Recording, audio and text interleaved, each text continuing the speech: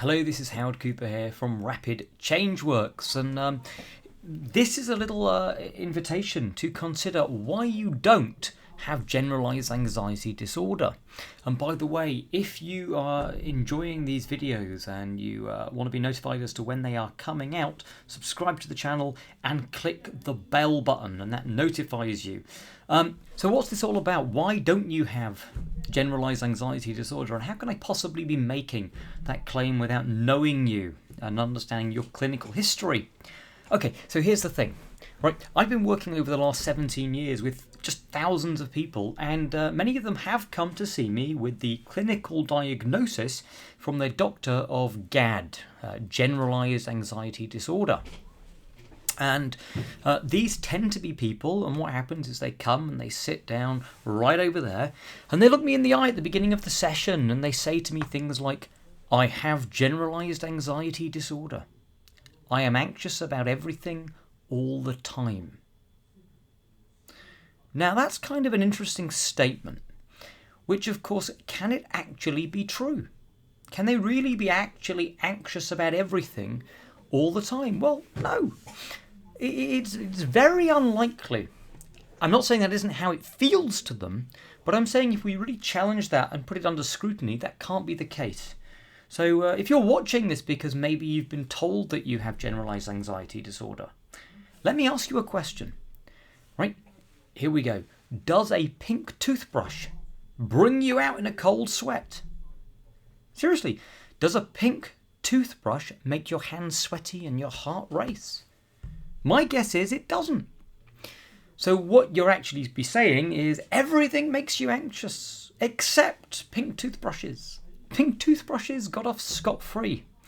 Well, what about soft cotton wool balls? Do they freak you out too? So here's the thing, like if someone tells me that everything makes them anxious, it can't literally be true. And actually, we only need to find one counterexample, one thing that doesn't make them anxious, in order to see that under scrutiny, it doesn't stand up, that claim. Now, please don't misunderstand me. I'm not suggesting that someone isn't experiencing real suffering when anxiety comes to town. But the question is, does experiencing real suffering actually mean that the anxiety is generalized everywhere and to everything? The reality is, when someone goes to the doctors and says, and reports that there are kind of 3 different scenarios where that they feel that their anxiety is triggered, the doctor may just slap on the label of generalized anxiety. And now what happens is the poor sufferer goes away and starts adding meaning to this label. They say to themselves things like, I have a generalized anxiety disorder. Wow, it's a disorder. And if it's a disorder, something actually physically wrong with me, then maybe there's very little I can do about it. I'll have to live with it. I'll have to accept it. If it's generalized, then I should probably expect to have it all the time, about everything. And suddenly you can begin to see how this labeling could begin to spiral unhelpfully in your thinking. So if it's not generalized, what do I actually mean? What do I think's really going on? Well, in my experience, and it is my experience, it's my opinion, it's much more likely that what people refer to as generalized anxiety is really someone who has like 1 or 2 very specific concerns that they're kind of doing a lot, which creates the illusion it's everywhere, all the time. But that is a couple of specific concerns that people are doing a lot of is kind of different from being concerned about everything everywhere at all times. In fact, looking for specific concerns in response to specific situations is much more empowering than buying into a message of I have a disorder, which happens all the time. So I remember a particular girl that came to see me who had told me she had a generalized anxiety disorder, which of course, obviously I very gently disputed. And actually it turns out she has one specific issue, a fear of failure. So now here's what happens. She felt anxious at school in lessons. She'd be worried she might get something wrong. And also the thought of speaking up when she was out socially was causing her concern, because she would imagine, what if she said something when she spoke out that wasn't correct, and people might think something wrong, badly about her. And plus a whole host of other kind of examples of this specific issue impacting her life. But it really was a specific issue. It's a fear of failure. It was just showing up a bunch of times in a bunch of different daily scenarios. The same as, and that's not the same as being anxious about everything all the time. So I know many of you might be watching this and go, well, how, okay, the phraseology that you've come up with, this idea of generalized anxiety disorder, meaning you're anxious about everything all the time, that's not really the clinical definition. And yeah, I hold my hands up and say, yes, that is not the clinical definition.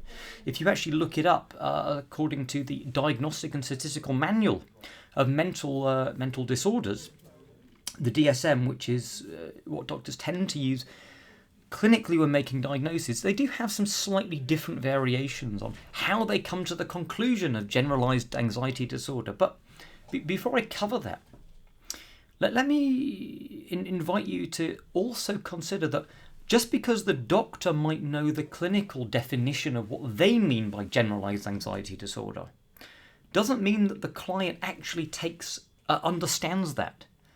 They tend to interpret it more as, oh, I must be anxious about everything all the time, and it's a disorder. So what people mean, what doctors mean by it versus what people hear by it aren't always the same thing. So we have to kind of look at that and factor that in as well.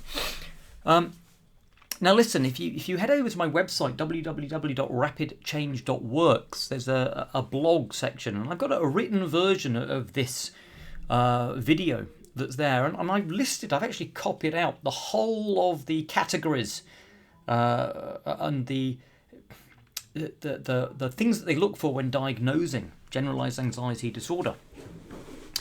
And it's ranging from things like it's when people have excessive anxiety and worry occurring more days than not for at least 6 months, about a number of events or activities such as work or school performance. Maybe the individual finds it difficult to control the worry.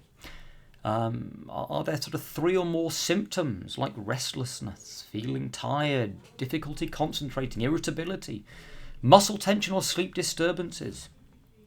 And it goes through a few of these. But point F is a really interesting one.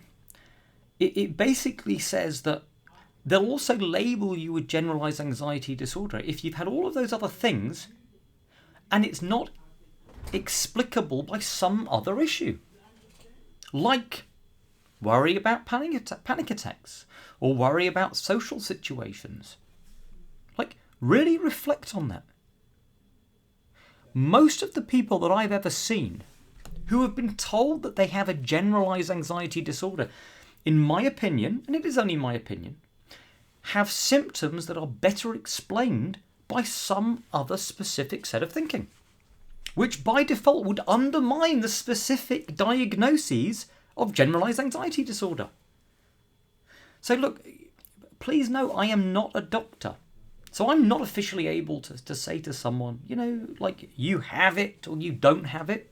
That's not my job. I don't claim that that's my role.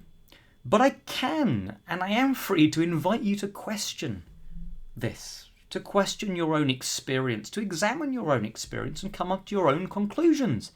Like, are you really anxious about everything all the time, including pink toothbrushes? Or do you have like a few specific issues, anxieties, that because they seem to come up a lot, it kind of feels like a lot of the time you're anxious? If you can start moving away from the label disorder and moving away from the label generalized, it certainly becomes much more likely that you can deal with a specific anxiety and have relief. So I hope you've enjoyed. Leave your comments below. I'd be fascinated to hear what you make of this. And see you all soon.